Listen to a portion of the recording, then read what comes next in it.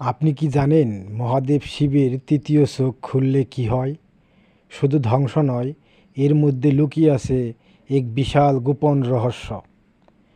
শিবের এই তৃতীয় নয়ন বা তৃতীয় চোখ শুধু একটা পৌরাণিক চিত্র নয়, এটা প্রতীক, একটি শক্তি, এক অসীম জ্ঞানের উৎস। এই চোখ দিয়ে শিব যা দেখেন তা আমরা সাধারণ চোখে দেখতে পারি না। এই চোখ দেখায় সত্য, মায়া এবং আত্মার প্রকৃত রূপ। কমদেবের কথা মনে আছে?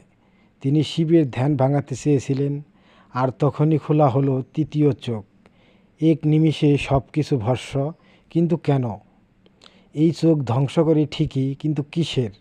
অহংকার, কামনা, লোভ, এই সব মাইক শক্তিকে শিব ধ্বংস করেন যাতে নতুন কিছু সৃষ্টি হতে পারে। বিশ্বাস করা হয় প্রতিটি মানুষের মধ্যেই আছে তৃতীয় নয়নের শক্তি। যোগ বা ধ্যানের মাধ্যমে আজ্ঞাচক্র জাগ্রত হলে মানুষ দেখতে পায় তার অন্তর্জগতের দরজা।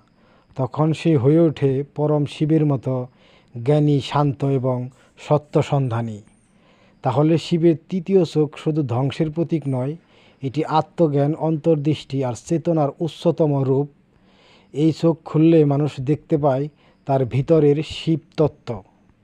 আপনিও যদি মনে করেন এই জ্ঞান সবার জানা উচিত, তাহলে ভিডিওটি লাইক করুন, বন্ধুদের সাথে শেয়ার করুন, আর সাবস্ক্রাইব করতে ভুলবেন না আমাদের চ্যানেল এমন আরও আধ্যাত্মিক রহস্য জানার জন্য।